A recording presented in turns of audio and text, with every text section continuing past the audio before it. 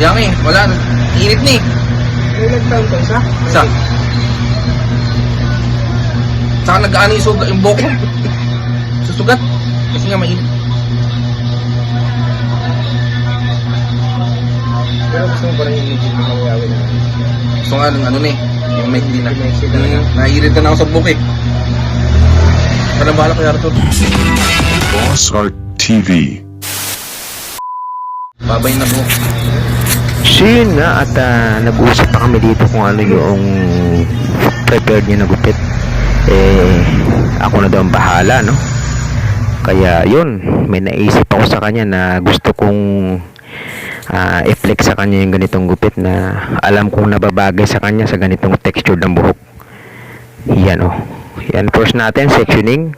Inipit natin yung buhok sa itas na yun.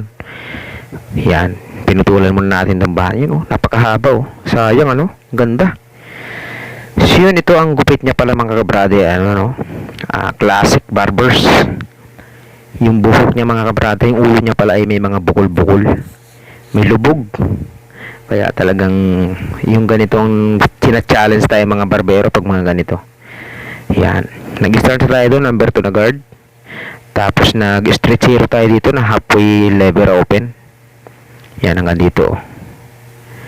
Nasira na yung ano natin ito mga brother, ano?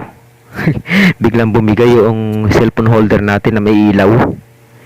Yan oh. Kaya yung isa natin ginagamit na yung dipit lang dito sa may gilid, din ang gamit natin yan. Kaya ganyan ang forma, no?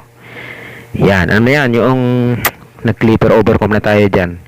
Nag number 1 guard. Tsaka yan, gumamit na tayo ng detailer. Yan. Yun. Inahitan na natin siya mga brother.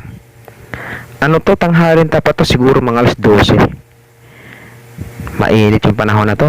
Lagi nag-uulan dito pag mga ano eh. Minsan nag-uulan kasi dito sa atin, sa Cavite. Yun, nag-ano na tayo dyan, tinanggal natin yung kanto doon. So, nandito na tayo sa kabila. Parehas lang naman ang proseso nito mga brother. Kumbaga mga barbers classic na naman, ano no?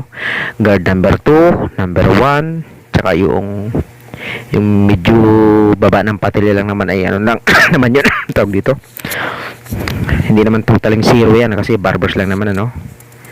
Yan oh, tapos na tayong ano, yung sa gilid magkabila. Yan ang naging resulta oh.